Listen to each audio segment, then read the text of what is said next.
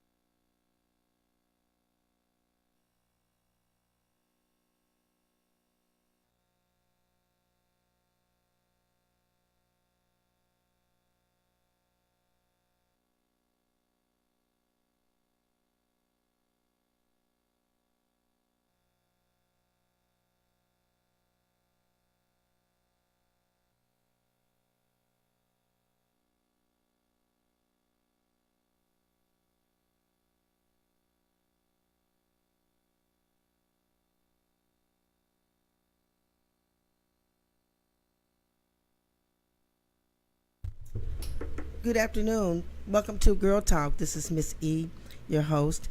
Today is going to be a very exciting show. It's going to be very heartbreaking, but it's a story of survival. It's a story of what we do with girl, giving yourself real love, and the effects that it has on our women, our children, our mothers, and our families. I want to say it's been a while since we've been back, and I want to thank everyone that took the time out to think of me in their prayers of the passing of my mother. It's been a very difficult time for us, but out of it has come so many blessings. The other day, I was kind of feeling kind of salty in my feelings, and I had an opportunity to meet this beautiful woman. No, that's me. This beautiful woman right here. And when we talked, I couldn't love her no more than if she was my own daughter. But when she started telling me her story, it started coming back to me that this was the young lady that I wanted to meet when I heard about this incident that happened to her. And it's like we just manifest into this relationship. And so I received a email a couple of weeks ago explaining to me that this young lady may have been in need of talking, just somebody to talk to about domestic violence and all that she had been through. I had no idea what this was, the lady that I had sent a request out to and saying that I wanted to meet her. And nobody knew who I was talking about. Nobody could hook me up with her mother. So I just kind of let things play out. So when she contacted me, I was so happy because we have an opportunity to show her what Girl is about. And it's more than just domestic violence and abuse. Girl is about empowering women and coming back and building up real sisterhood and just helping us mend. Our programs are not like programs, and I explained that to her. Our programs are mostly like loving someone back to their self and helping them to know that you can live past any pain that you have ever. Are we on KUAW site? Yes. Okay, if everybody would go to your site, Terrence, would you please tell them what the site is? If you're on Facebook, you can go to KUAW-LPFM 985. If you want to go to the website, you can go to www.kuaw.org. You can also find us on tunein.com and search KUAW. Correct. Okay. So I'm very bad at this Facebook Live and stuff. So I'm going to do let her introduce herself. And then we're going to introduce the other ladies that's here. And one of the things I'm most excited about, we talked the other day and she says, well, I think I want to bring my mom. She said, because my mom is so concerned about what is going on. And I said, what a blessing to have her to bring her mom, because this is what we do. We work with our families, and I want to get into with the mother, because we don't hear from the moms after things have happened, because the mothers tend to act like it didn't happen. You know what I mean? And I am so blessed to be in your company, because your smile is just beautiful, but I know your heart was broken by the things. When she showed me the pictures, I was hurt. I was really, really devastated. And then the more she started talking, I said, you got to tell your story, because your story is going to help so many people, even though you went through the pain of it. So if you would introduce yourself. My name is Brianna. I'm 23 years old, and when I was in the hospital, one of the techs that were there told me that she was a part of your group on Facebook, and she felt like it would be something I'd be interested in. And she said that she reached out to you and urged me to reach out to you when I finally got out. So a few months later, that's just exactly what I did. And I told you who I was and that I would be happy to meet you and be a part of anything, because for a long time, people told me that I need to use my story to help the next person, and I felt like that was a step in the right direction in doing that. So thankfully, I was able to meet you just a few days ago. And I want to tell you, that's the big step, because most people want to reach out, but they don't. So when you're able to walk in your own shoes and come out, because that's what domestic violence is. Domestic violence is about power and control, and so they take your power away in the controlling. You are regaining your power, and as I told you the other day, telling your story, you're going to regress back into it, and this is why I'm so thankful that Mom is here, because she's going to need all the loving that she can get. Because one of the things that we start talking about the effects of domestic violence and what happens. 99.9% of the people suffer from PTSD. Right. That's a fact. Okay, people say, hey, I'm a survivor of domestic violence. You're never a survivor of domestic violence. You remember why I told you why? Because of being the victim? No, because you have the recall.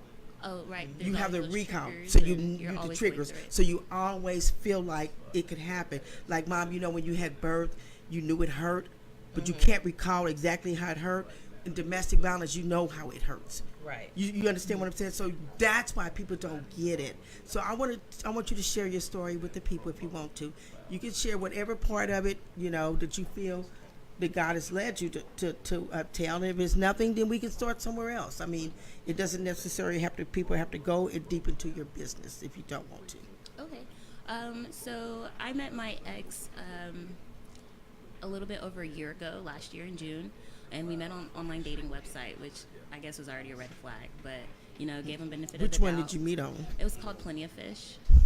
That's where everybody goes. Yeah, I mean, I don't, not to excuse it, but I don't go out much to where I could just kind of meet people, and that's really what I just geared towards, was just meeting people online. I didn't really see harm in it, because I, at the time, had no reason to see harm in it. But I met him back in June, and very quickly, he met my mom, and just, I'll say out of the kindness of our heart and the situation that he was in, she thankfully allowed him to live with us. That ended up not being the best decision, but while he was there, I think the first incident happened over me catching an attitude when he told me to clean the kitchen.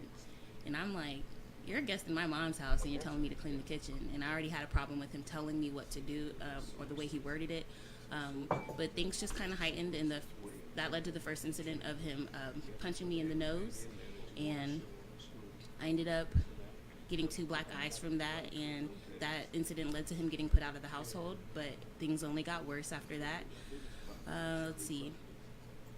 I still stayed in contact with him for a while for various reasons, and I felt like I also tried to forgive him through a lot of things, and I tried to love him past a lot of things, and I tried to be understanding of where his mindset was or why he did certain things. Not to say that they were okay, but when you understand why somebody does something, there's not so much anger, or you kind of give them a pass. It just, I just try to, I don't know, be open-minded and really forgiving. But I think the next incident after that was when he stabbed me in the arm, and that was over him going through my phone and seeing that I messaged one of my classmates about their catering business, but he had a problem with me talking in email. So that really wasn't even the problem, but it was the fact that I wanted to go home because he broke my phone that day, and I was just over it, and I wanted to leave, and he threatened me and told me I wasn't leaving, and ended up stabbing me. Let's see, after that, there were a few small incidents in here and there and in between. I think the next thing big that happened was he ended up beating me with a cord, and that's where I had this scar here above my eyebrow, and that was because I had told him no to a sexual act that he'd wanted to do. And I think from there, the next incident was one day I told him I didn't want to come over to his house, and it was because ever since the stabbing incident, I didn't feel comfortable being in his household. I felt unsafe, and I felt like the other members of the household weren't going to be there for me had anything happened, or if I needed their help. I just knew that I didn't feel comfortable being over there, and I expressed that to him, that I didn't want to come over. And I remember my mom telling me, well, just, who cares? Like, just tell him no, you're not going to come over there. And I'm like, I can't just say no. Like, it's going to be problematic. And we had other incidents, and he had personal issues, and he asked me to just be there for them. He felt like, I really just need you to be there for me, please. Like, I'm having a really tough time.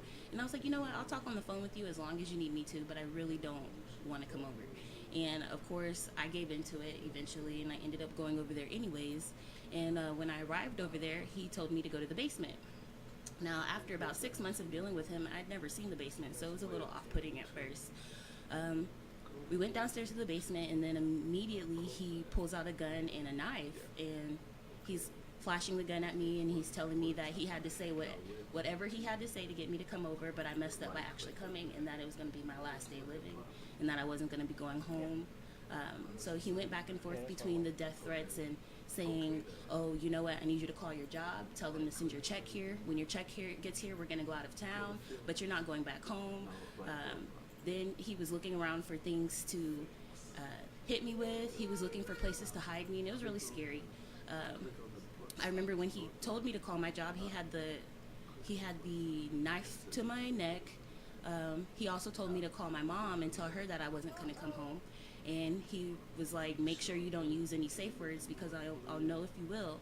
And it was very scary because normally she would still come anyway, or normally I felt like maybe she would understand that something was going wrong, or the one moment that I really just needed her to come, she just kind of was like, all right, you want to stay over there? It's okay. But, she'll explain her side of that, when it gets to her. But when we were downstairs, he's brandishing the gun, and he sets it down.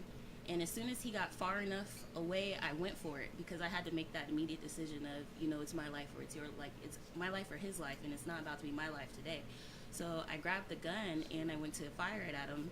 but it was fake. It turned out to be very light, and that angered him, and he felt like, oh, you were gonna kill me, like that's how we're doing things. So the fact that I did that very highly upset him, and he hit me with a few things at first, but then he found a dumbbell, like a weight, and I was sitting on a couch, and he picked up my legs and he starts hammering at my kneecaps, and he's swinging at my legs, and I don't know if his intention was to break my legs or if he was just getting his anger out, but then eventually he started swinging towards my face, and he busted both of my lips, and he got me right here in the middle of my face, and that's where I have this scar here. I ended up needing 8 stitches, and it was a pretty big gash, and I couldn't see in the moment of what happened, but I could feel that something was very wrong. And I told him I needed to go to the bathroom. I really needed to clean up. I was like, you got me, you got me. He didn't really care. He didn't feel bad.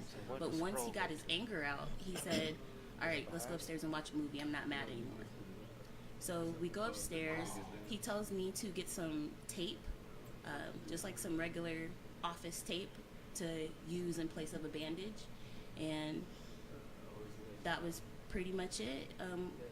We were on the couch watching a movie, and as soon as he fell asleep, I so carefully had to get up from the couch, and I left my coat there and I left my shoes, but I made sure to grab my ID out of my coat pocket, and I ran out of the house as fast as I could. I ran to somebody else's house on the street, and I knocked at the door, and I understand, but the lady came to the door. She just kind of looked at me with hesitation, and she shook her head no and waved me off. And you was bleeding. Oh yeah, I mean, I understand what she was looking at, and I understand that it could be a setup in certain situations, but in that moment, it was something very serious. But I kept running, and I ran to Dollar General, and the lady working at Dollar General just so happened to be working the day that he stabbed me. We ended up going to Dollar General that day because he wanted to buy a sewing kit to sew my arm back up. Oh my So God. she saw when we came in there that original time, and she saw that something was wrong. But when I was working in there when I was running in there that second time, I ran in, I asked for the phone, and I asked to go into the bathroom, and that's when I called my mom. And after a few minutes, there was a knock on the door, and I was so scared because I wasn't sure if it was him. I didn't know if he was following me, if he was even awake, or what was going on. So I didn't say anything. I didn't want him to know I was in there. Then a few minutes later, they say, Raytown Police, please open up. And I open up, it is the police. And shortly after, my mom showed up, and we ended up going to the hospital. And that happened December 6th. So a few days go past, maybe about 2 weeks or so, and he's trying to contact me on everything you can imagine, and he's making all these Facebooks, he's contacting my emails, hacking into my social media, nonstop text messages, nonstop calls. It wouldn't end, and I kept trying to tell him to leave me alone. So on December 19th, I was going to this job fair for an upcoming open position up in Liberty, and as I'm turning onto the street of the address, a car pulls up on me as if I'm going too slow. So I'm understanding, I'm like, you know what, I am looking at the houses trying to make sure I'm finding the right address. I get if I'm going too slow. So I stopped the car, and I'm like, you know what, let this car pass. And it turns out to be him, and he just pulls up right beside me, and the first thing that happens is that he fires a gun right through the window. So I'm pretty surprised with myself how fast I processed everything, and I immediately put the car into reverse, and I backed out, and I tried to drive away as fast as I could. We're going into oncoming traffic, we're going through red lights, we're doing everything that you can imagine that's wrong, but I just knew that I had to get away. I didn't know where I was, so it was kind of scary because I'm unfamiliar with Liberty like that. I didn't know where I should go, and at the time I didn't have a phone because, mind you, he destroyed it back in September. So I was lost. I was scared. My heart's pounding. I've never been in a situation like this before. I'm speeding, and I didn't realize that the road was turning, so I ended up crashing my mom's car just a little bit, but something told me to keep going until I couldn't anymore. So I kept driving, and I was so afraid that the car was going to give out just by the way it was sounding and the way it was moving, and I in the back of my head, I kind of accepted what was going to happen. I was sad for my mom. I kept thinking about her and how we would have never imagined this is what I was driving off into when I left the house that day. I'm imagining her getting the phone call, imagining like if she had to find me. I'm just imagining like I can't believe that this is really happening right now. But I reached a T intersection and I took a right, and something told me to go left. So I somehow managed to turn the car around, and to my left I saw this giant billboard and these two workers, and I tried to turn the car into them as fast as I could, but since the car was a little beaten up, I couldn't drive straight, so I ended up driving into a tree. He then pulls up beside me and he keeps firing through the passenger window. I get out the car and I run around behind his car and past his driver's window, and he keeps firing. And I'm running. I'm saying, "Help me! Help me! He's trying to kill me." I reach the men, and then the next thing I know, he rolls up the window and pulls off. So I'm a little shaken up. I'm really scared. I'm asking if the man will help me. I'm like, "We've got to go. What if he comes back?" And he tells me that I'm safe and that everything's good. And his worker up on the billboard called 911. And shortly the police came, but I was scared to go back home. So we're at the police station, and my mom puts out this message with his picture saying, "Be on the lookout for this man. He's dangerous. He attempted my daughter's life." Now, there was a missing girl. She was from Overland Park, but just in some other area of Kansas City. She was missing for about two or 3 days, and his picture was on her missing poster because someone spotted her car at Quick Trip, and he was the one that was driving it. So he became a person of interest in her case. One of my mom's friends happened to see that post and saw the post that she posted and asked if it was the same guy or if it was related. Now, I was a little confused because when my mom posted this stuff on Facebook, one of my other family members found it, looked his page up, and saw that he posted about his plans for the day and what he had planned on doing and his intentions on killing, his intentions on killing both my mother and I. And in his post, he had said, "White girl was just a pawn for the car." And at the time, I was confused because I didn't understand what that could have meant. But then when we saw the missing poster, things started to add up. And I asked the police officers if they had gotten any word about anything happening, and they said they hadn't. But if something did happen, they wouldn't know because it wasn't their jurisdiction. But I also saw a post that said, "Body across from such and such address." So I asked the police officers if they could please go down to the address posted and see if anything was going on. And we ended up staying at a hotel for the night just because we were a little afraid about if he was going to the house to stalk out the house, if he was going to try to finish what he started. So we wanted to stay safe, and we went to a hotel. And the next morning on the news, it was found out that there was indeed a body of a young woman, the one that had been missing, at the address that he posted, and that his body was found about a mile away from where he shot at me. So that's my story, and that's something that I've had to deal with for a long time. So essentially, I left an abusive relationship, and it ended with him trying to take my life, and thankfully he didn't succeed in that, but he did end up taking someone else's, and he took his own in the attempt to do that. And that's something that I've been dealing with ever since December. And, it is a day-to-day process, and it's a day-to-day struggle, but it's definitely made me a better person. And I know I've, for a long time, asked why, and I looked at things very negatively, but I'm slowly learning gratitude, and I'm slowly learning that everything does happen for a reason, and I'm slowly learning that I was meant to go through this so that I can help the next person not go through it. But I want to say this was a very short-term relationship. Right. And usually domestic violence doesn't start so quickly, so violently, but he came on really, really quick. Mm-hmm. And you had the same outcome that a lot of women have, or girls or men, that they believe that they can, something in them that they can save. Mm-hmm. But, listening to you speak and your reactions, it just makes me cry, just can't, excuse me. But listening to you speak, you have to know, for me, that you came from a place of love. Yes. She came from a place of love, and you did a remarkable job with your daughter. Thank you. And she loves you so much, because in the last minute, and I'm telling you because I lost my mom, in the last minute, when you think of the person that you love the most, and she thought of you. Yes. And she's not telling you what she told me, that some of the fear came because he threatened to kill you. Yes. And that's a heavy, heavy burden to carry if you tell someone. And that happens when people are molested too. If you tell them, I'm going to come and kill you. Right. And she didn't want anything to happen to you. And she said that she didn't want you to feel that it was any way your fault. Right. And I thought that was remarkable, because we had frank to frank talk about it, and that's why I wanted to meet you, and I wanted to see how you could be very important asset in Girl, because you as a mother accepted it. You know what I'm saying? Yes. You accepted that this happened to your daughter. Allow her to speak her truth and stand with her. I feel nothing but love here, because this was a girl that was in college. I mean, this is not somebody that just happened to run away or be boy crazy or anything. She's just a typical young woman Right. that was hoping that she had met Mr. Right.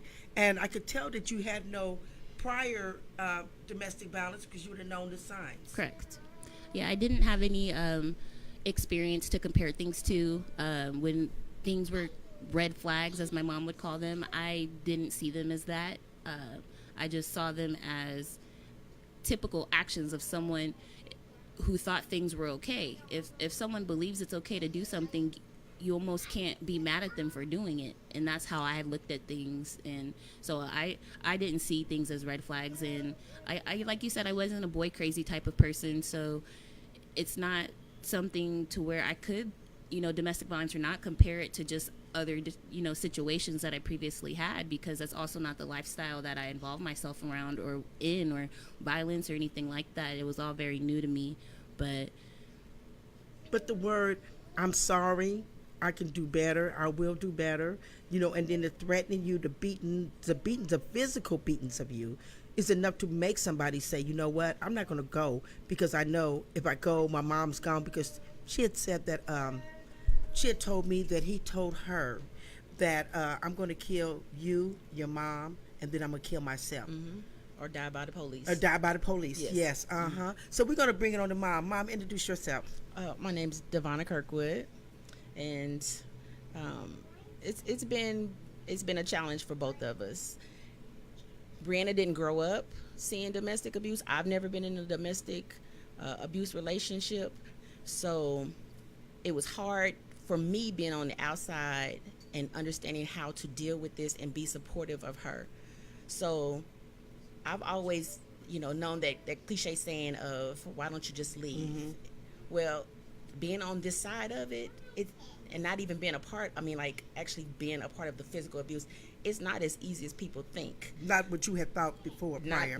I have a totally different yeah, mindset yeah, about it now. Yes, because we all think that in the beginning. that it's just easy to leave. Yeah. But and I couldn't understand a lot of times why Brianna chose to stay, why she chose to put up with it. But after the fact, she explained to me that a lot of his threats came was, if you leave me, I'll kill you. If you tell your mom, I'll kill you and your mom. I'll die by the police. I'm not going back to jail. So the biggest thing that I've learned is, no matter how much you feel like you want to give up because they keep going back, you got to be there to support her. So I had to let her know that no matter what, no matter how angry I was or hurt or disappointed in the fact that she still stood by his side and she defended him against me, we bumped heads about it, that I still had to be there for her. And a lot of times she knew that was her safe haven. She knew that as long as my mama was still there and I still had a home to come to, she was okay. So I've even gave her little ultimatums and told her, hey, if you go back, take everything, don't come back. But she tried me one time and did it, and I was calling her back, nope, I'm coming to get you. I'm not having it. I'm not losing my child to this. This your only child? This is my only child. I'm not losing my child to this. So it's tough. It's tough. So that would be my advice to anybody who's on the outside looking in. No matter what they're going through, no matter how many times they choose to go back, you just gotta be there for them. They have to know that at least one person in this world is there to support them, that they have somebody who they can turn to. At some point, they're gonna be tired. Well, yeah, when they get tired, they leave. At some point, they'll build risk. that strength, that courage, whatever it is that it's going to take for them to finally leave. They have to have that one person they know that's going to always be there, that they can come to. Love them unconditionally. And I think that's what you experience, and that's why it's so easy for you to continue to seek love and want to be loved. It's because you came from a place of love, you know. And if you didn't have that place that you could go to, then you would continue the cycle. You would continue the cycle of abuse, because then it turns to self-abuse, Definitely. I agree. And I do believe that's another reason why a lot of women stay, is because they do feel they're isolated, whether it's by the abuser or whether it's because their family members choose to separate themselves or distance themselves. But people feel like they often have nobody to go to, or nobody wants to hear it because they feel like, oh, well, I told you so, or I told you to leave them alone, this is what you get. Or nobody wants to deal with the aftermath. Nobody wants to, be a part of things anymore. And so I'm very thankful that I still had my mom, because there's so many times I wanted to pull my hair out, and just being able to vent to her about certain things that I was going through, or coming back to the house when I could sneak away certain times, or just knowing that I always had my mom to fall back on, kept me through and kept me going. So I was really thankful for that. We need a break. Okay. You're listening to KUAW 98.5. I'm just kind of taken away at the moment, so kind of excuse me. We're brought to you by the Music and More Foundation. You can find us on the website, KUAW/LP IP FM 98.5. He's close enough. Okay, LP. LP 98.5. The call-in numbers, if you would like to call in, is 816-599-6893. Once again, you're listening to Girl Talk at KUAW. We have a friend that's here. Hi, you want to introduce yourself? Yes, my name is Lanisha, and I'm 22, and I also just met Brianna, I want to say like a couple of days ago, maybe? Yeah. And over that time, we have really, I guess, grown like some sort of friendship, I guess, I assume. So, yeah. Yeah, you look like sisters. But, what do you think about her story?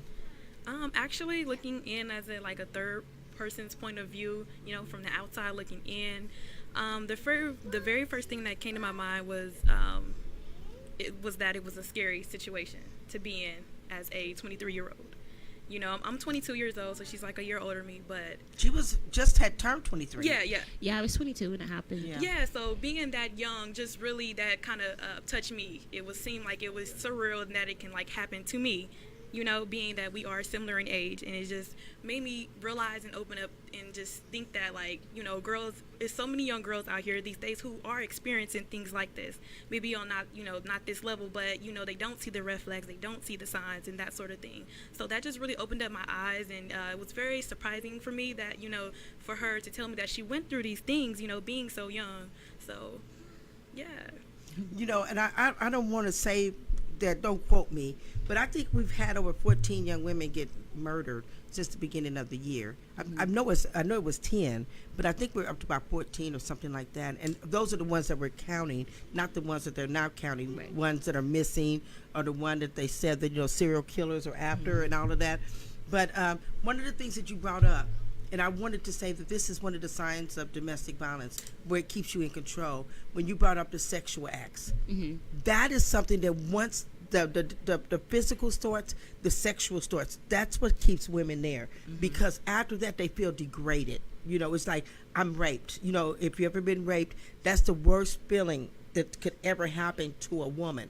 And she feels degraded, that nobody wants me, or it's something that I did to make this happen, because whether you like it or not, your body reacts to it. You know what I'm saying? And that's what people get confused about, because they may not have wanted to forcible, but their bodies continues to go through it. So I wanted to say that was part of the power, the part of the power that that you still resisted it, and he still was in that abusive cycle. And how many more women did he do this to prior to you? I'm not saying you have an answer for this, but you weren't the first one. I know, and you wasn't the first one. I don't fully know, but after everything happened and it was on Facebook, one of his exes reached out to me. She lives in the area, and she would tell me a few things that she went through with him, and things that he made her do, and how she tried to run and hide from him, and that even after 5 years of their relationship being over, she still basically had to look over her shoulder because it was still affecting her.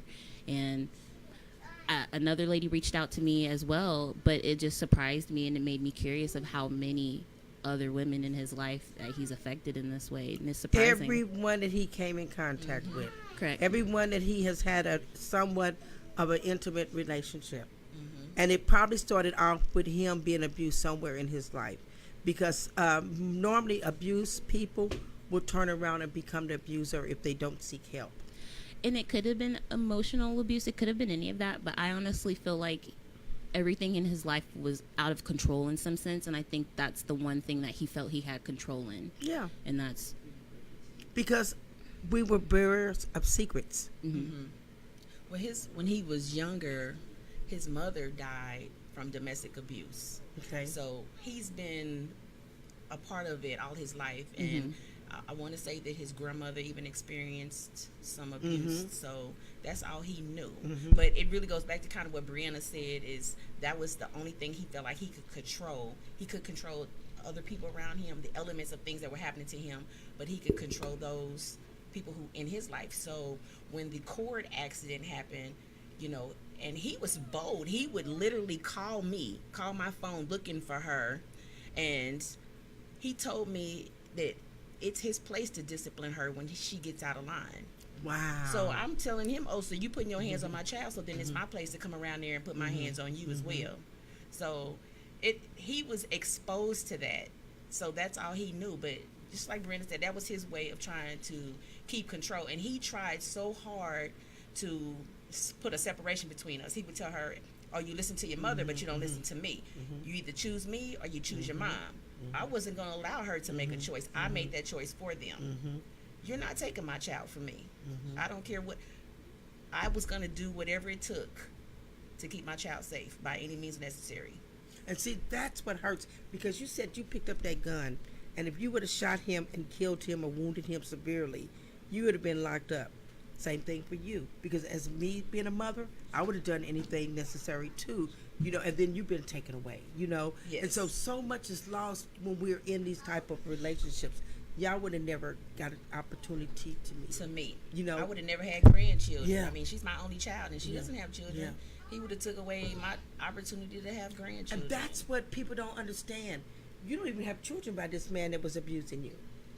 no. So that's correct. And I did end up getting pregnant, but I ended up losing it. And I hate to say it. God forgive me. I hate to say that, but I'm very thankful that But you know, you didn't lose it. God has who He Yes, wants here. amen. You know, so that's not a. You know, I'm gonna tell you this because a lot of women don't know this.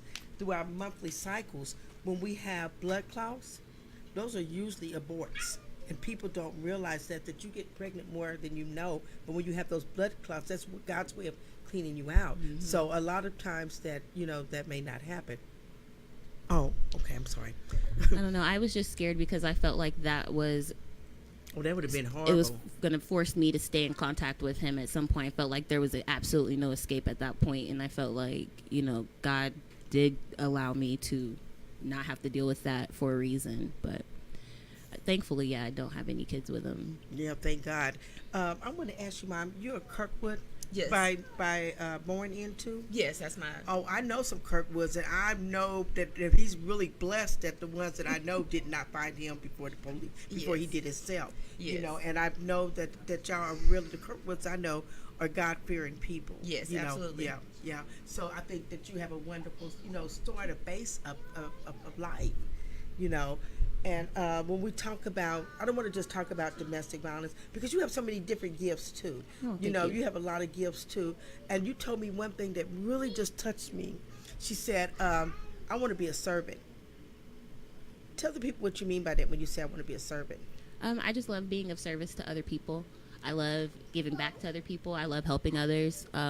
One thing that honestly gives me, I won't say joy, because my mom believes only God can give you joy, but one thing that I love to do is just go around and pay it forward, because I know how it feels to have something done for you, and it makes me feel really good just to put happiness in someone's life.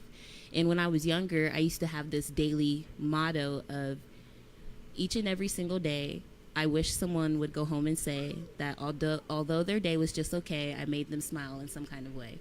And I don't know why, but I just love being of use to other people. I'm this humanitarian deep down, and I love talking to people, and it's just naturally who I am, and that's where my passion lies. And I feel like where your passion meets compassion is where you find your purpose. So I know that's what I'm meant to do. You're listening to KUAW at KUAW 98.5 Call-in number is 816-599-6893. This is Girl Talk. We are brought to you by Music and More Foundation. Normally I talk loud, but for some reason I'm losing my voice because, you get really emotional. No, what I'm saying is I got a few words on Facebook Live. Oh, I'm that sorry. People are saying. Okay. And I just want to read them to you. Oh, okay. Well, I mean, I come can't on, see. I man. don't have no I'm over glasses here, on. right? It's I'm like- seeing these It's speakers like I'm go. a ghost or something. You don't see me? No, I see Okay. you. Miss Carla Woodward. That's my Grandma is listening to you. I'm very proud of you for telling your story. Yes. It takes a lot of courage and strength to do this, and it just shows God, your family, and you stand strong. Love you, my grandbaby. Uh-oh, Grandma. I Yeah, heard that she in said her that. voice. We got Tiffany M. Clayton. He's watching on Facebook Live. Mildred Walker, she's watching on Facebook Live. And Chris Jackson, he's watching on Facebook Live, KUAW. And I wish you always share because this is something that we have to share, we have to talk about.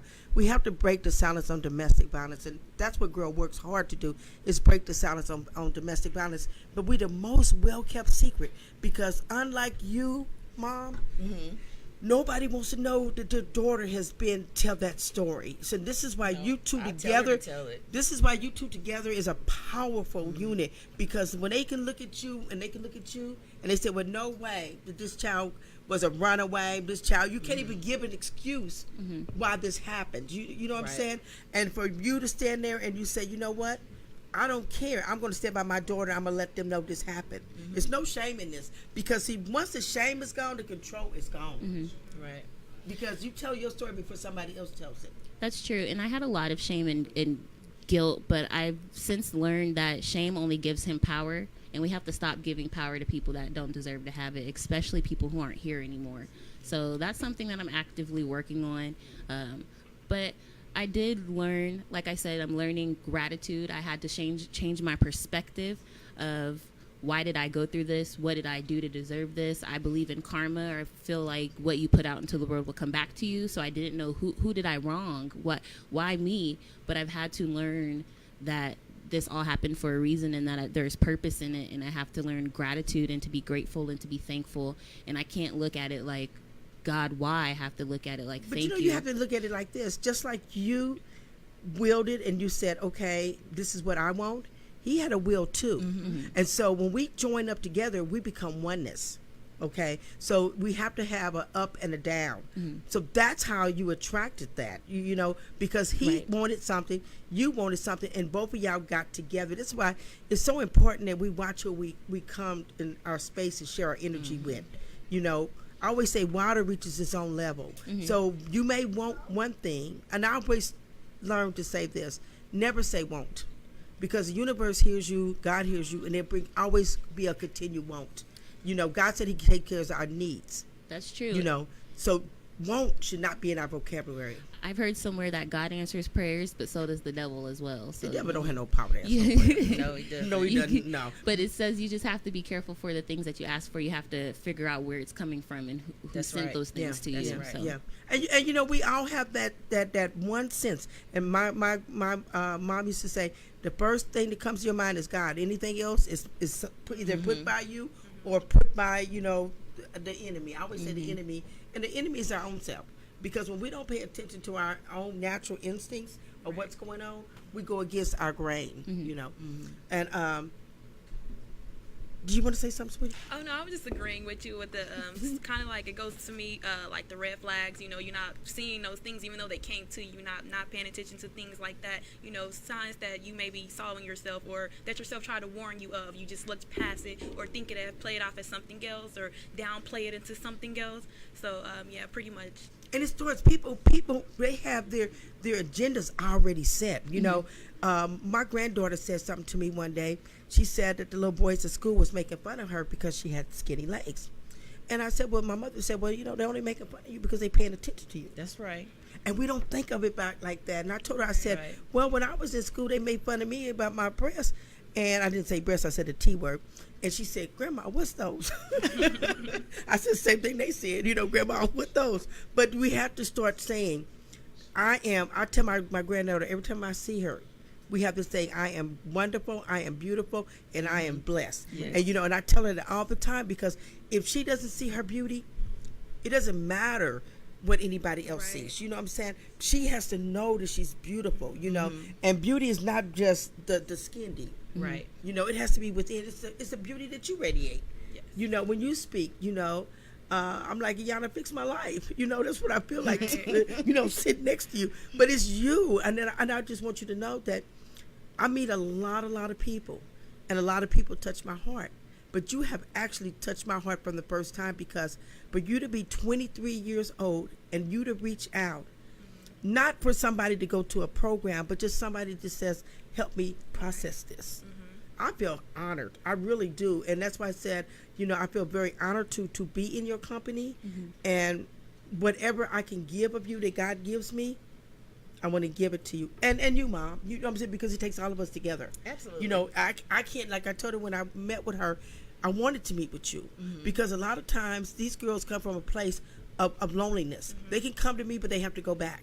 You know? And if they don't get that fixed at home, they still got the same problem. But if me and the mothers can work together and say, how can we help her together?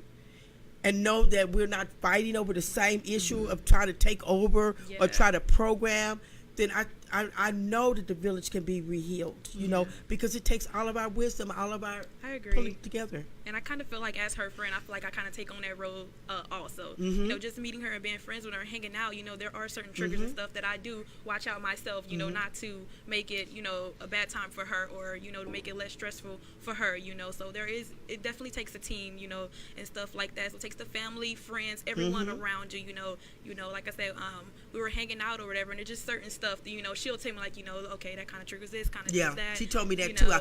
I felt I had to go sit in the corner. Yeah, I'm like, oh my that's God, how I I gotta kind go of sit in felt the at corner. first. I'm Yeah. like, okay, I need to be a little bit more cautious. You know, it's not like an everyday thing for her. You know, she has to get back used to normal life, normal, She will.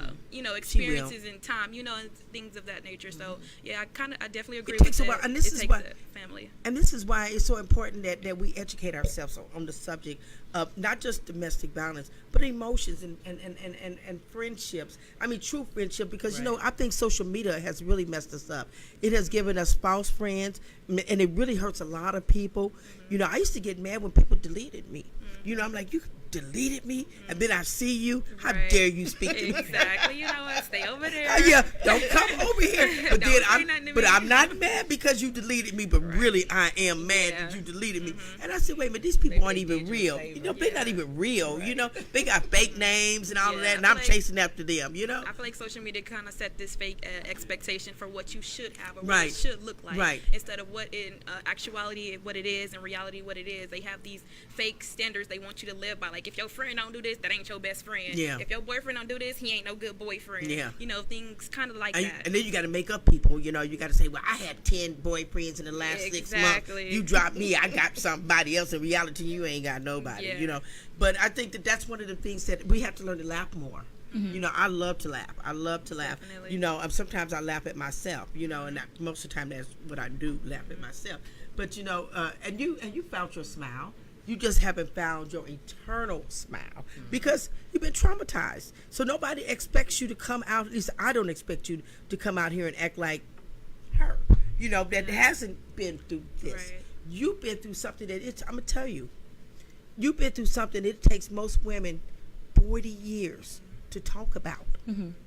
They go through relationship after relationship after relationship, and they never ever talk about it. Or if you do, that's the first thing that's thrown up in your face, so you don't talk about it like that no more. Oh, we wasn't having that again. She said, No, we weren't having that again. I told her, I said, the next person that come along, I need mama, daddies, grandparents, aunties, uncles, cousins, background checks, birth certificates, social security But card. isn't that what your mom did to I know, you? right? You know, my We mom need used to do a that. history of Yeah. all this stuff. But what I couldn't understand, because I validate Brianna. I have validated her since she was a young child. And I believe if I showed her love and I validated her at home, she doesn't look for false love outside of the home. But she has to learn to validate herself. And I think that's where a lot of these young women and men, they don't have self-validation. They don't know their own self-worth. You know, mama So- can tell you love you all the time. All the But when that Exactly. boy blows in your ear and Yes. say, baby, I Yes. want you, I love you, Yes. mama, you can go sit down now Yes. because you know what? He has arrived. You know, he has arrived, and so I think nothing you could have done could change that. No. Well, I was going to say, I think social media kind of plays into there as well. Like, that's just kind of our generation, and we look into validation through social media as well. We don't have it, like my mom said, it for ourselves. So we're looking for what other people have to say about us. Every comments, likes, how's... Then it's like, okay, I'm popping. We- Okay, yeah. she said I was cute. Okay, I got that heart emoji. Yeah. Okay. So now I Definitely. feel really good about myself. I got those fire emojis. Okay, I know I look cute, you know, from somebody else saying. So I think self-validation is something I feel like young very people important. definitely should work on. Like, I feel like it's Very important. Yeah, it's found in the wrong places because we don't have it within ourselves. So And you know, I'm gonna switch the subject up for a minute. Joy, tell your granddaughter to come here for a minute. You listen to Girl Talk on KUAW, brought to you by the Music and More Foundation. You can follow us on the web at KUAW.org. See this baby right here? How old is she, Joy? This baby here is she 2. got my nerves. Got your nerve? She got some emotion for you. She got That her baby nerves is now. 2 years old. I don't know if y'all seen in the paper recently, the last 2 weeks, it was a mother that allowed her 2-year-old daughter to be sexually molested. I did see that. You yeah. seen that? I And she have said 5 times, but it was more like 10 times or more. And the little girl, when they took her to her carekeeper, her the one that watches you when you're taken Her away. babysitter? No, the one that watches you when you're taken away, foster mother. Okay, foster mother. She went to foster mother and they pulled her diaper down, and the little girl said, "Stop, Daddy! You said you wouldn't hurt me no more." Wow. And she called her mother's boyfriend Daddy. And so if she allowed 2 other men to molest a 2-year-old girl numerous times, how many times did that man molest her? And we're talking about a baby that size right there, you know. And in the news today, there's That is me. in the news today, this morning, a 27-year-old man was arrested in Raytown, Missouri, for saying that he admitted of raping this 7-year-old girl, but it started when she was 5. Okay, we know when they say a certain number, that number exceeds what it is. So if he said 50, you're looking at more than 150 times that this 5-year-old child up until the age of 7 was molested. That disturbs me. It disturbs me a lot, you know, and I'm gonna tell you why. Because when a child has been sexually molested by a man, the semen stays in that child. You know what I'm saying? Because it has no place to really go. So that means that she is torn. You know, and Carrying she, that burden she's because carrying. Women are built to receive, and Right, men are built right. to deposit. And so she's carrying that. So it's no way that the mother could not know that this child had been molested 50 times or more. You know, because when she went to get a physical, did the doctors not know this? You know, when she went to change her diapers, did nobody know this? See, it's a lot that goes into play with this, you know. And so when we talk about the seriousness of it, I'm really one that says, you know, watch who you bring in your home. That's right. But you know, most of these mothers are allowing this to happen, and I think that's really horrible when you, as a mother, allow an innocent baby to be sexually abused, and that will stay with her for the rest of her life. Yes. 9 times out of 10, that young girl that was molested will not be able to bear children because she has been molested by a grown man. Wow. You know, a grown man entered a baby. Right. So do you think that had happened to your daughter, that you would notice the signs? It would have had to be signs. Well, it's funny you would ask that because I sacrificed a lot of relationships when my daughter was young, just because I never wanted to put her in a position for something like that to happen, because I did 24 years in the military. So I've seen a lot of things that have happened, and I've shared that with Brianna numerous times, that when children are molested or things like that happen, it changes their life forever. Forever. And there's nothing, I never want to put her in a position for something to happen, because you think you know a person, but you don't always know what they're capable of or who they are.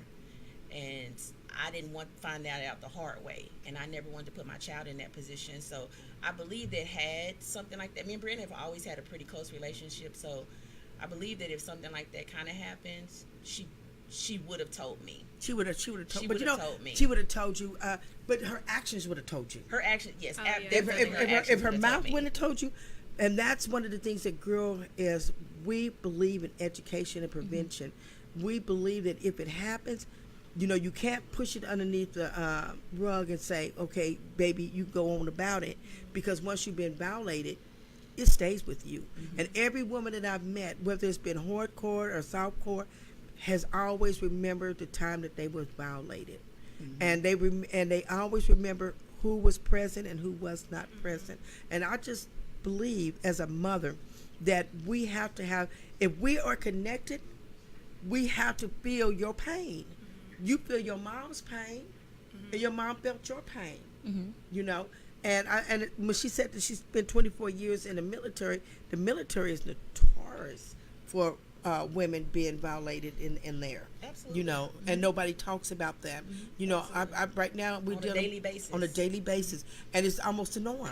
We deal with a lot of women that suffer from PTSD from the military. Because nobody took their side of the story of what happened. Rape is the only cause that you have to prove. Correct. That you're innocent. Because it's degrading. And it's acceptable in America. We have a war on women. Yeah, if being a woman in the military, it falls along the lines of this whole Me Too movement, where your career is on the line, so you don't want to tell, or you don't want to be put on that extra duty, so you won't tell. Or they threaten you, like these women, these celebrity women, their careers, their jobs were in jeopardy if they were to disclose what had happened or who had done it. So it's no different than being in the military. Women are violated on a daily basis, whether it's verbally, physically assaulted, just harassed on a daily basis. But it's kind of like the same thing, the Me Too movement. If you say something, I'll end your career. If you say something, you won't get this promotion. If you say something, then you'll be put on this duty, this task, this extra duty. So they just don't say that. They just chalk it up, and they just live in this uncomfortable, hostile environment that they go to work every day. Wow. I mean, I was a victim myself, and only the people who knew were the ones that were the closest to me. Then, when it finally came out, found out that I wasn't the only one. Oh, never. And so you can't be afraid, and that's what I've had to learn, is that you can't be afraid to speak up, because you think that you're the only person. You may be the only person at that time, in that moment, but there are others, and it just takes that one person to have courage to come out and stand up against that violator, and it'll stop eventually. One every 20 seconds, someone is a victim of domestic violence. One person every 20 seconds. So think about how many people are affected by this, that live with the secret of this happened to me. One of the reasons why I didn't agree with the Me Too movement is because the Me Too movement took it away from the real victims. I'm talking about the celebrity actresses that did it on their own. Right. I'm not talking about the Me Too that it happened to me, but the ones that knew what they were doing and decided they wanted to advance their careers. Right. That's what I'm talking about. But for the real victims of Me Too, we don't get help for those. We don't have places set up. And I want to say this before we end. We have been talking about a discussion, girl, about when we file police reports and how they come. Did they aid you in any way? No. No, I think the first time I talked to the police was when he ended up stabbing me. I believe that was the first incident. And for a long time, it seemed like nothing was being done. I was wondering why they hadn't gotten him. They knew where he worked at. I even had to file an ex parte, or I think it was not necessarily a restraining order. Same thing. Yeah. But I'm wondering why they don't just bust in the house and go get him. They'll knock on the door, ask if he's home, and if they say no, they go about their business. And I think months passed, and I got an email asking me if I wanted to move forward with the case, but that was still months after that he had So stabbed you me. never were issued a full ex parte? You never went to court? No. They couldn't find him to serve him, so after 15 days, it expired. And we were told that we would have to go down there and redo it again. So you never got a full ex We parte? never got a full ex parte. And that's what I'm hearing. That's why I told you that we need to join forces and become advocates for this, because they're saying one thing, but I'm hearing from too many women it's not happening. And if you don't get a full ex parte, and ex parte only means your life is in immediate danger. It's not protecting you, but it's telling you my life is in immediate danger. Get out. And a lot of these women get these expertise and still want to play with them. But they issue these expertise with the hope that you know that your life is at risk. Really meaning you could get killed at any moment. That's what an expertise is supposed to stand for. But we get them and we play with them and still bring the people back and forth.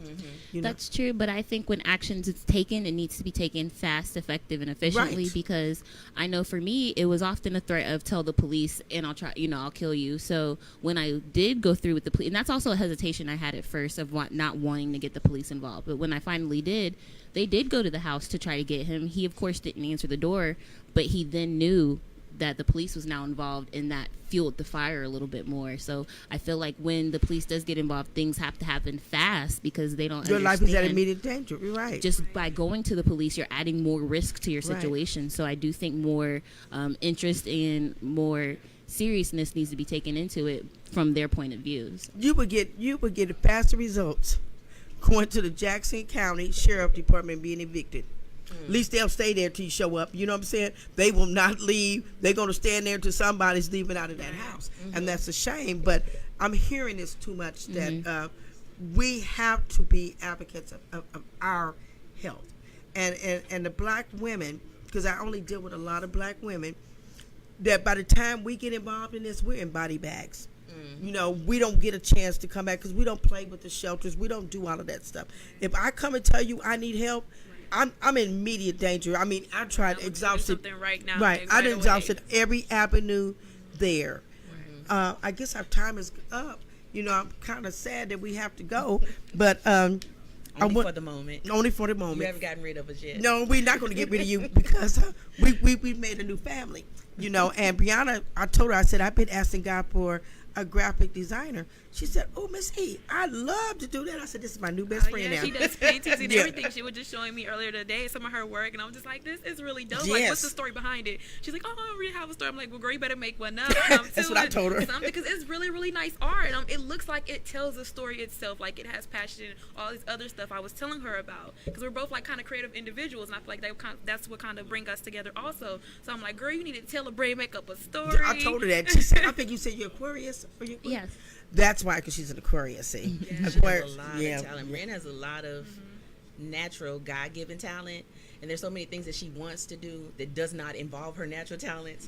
But I keep telling her, it's gonna find a way to. You have to allow your God-given talents to open doors for you, and then once you get in, then you expand off into those things that you want to do. But God gave you these talents for a reason. Some people go to school to do some of the things that come natural to her. You know, they work hard at skills and things like that come so natural to her. Okay, our producer is saying we got to cut it. We have to cut it. But I want to say thank you, everyone, and share this video. And if you need any type of assistance or help dealing with domestic violence, you can contact us directly at 816-622-2927. Thank you. But you know, one of the things that we're working on, we have a event coming up September the 11th, I believe. I think it's September 11th. I saw that. It's a brunch. Yes, you've seen that. And what it is going to bring people that's going to hear about our plans.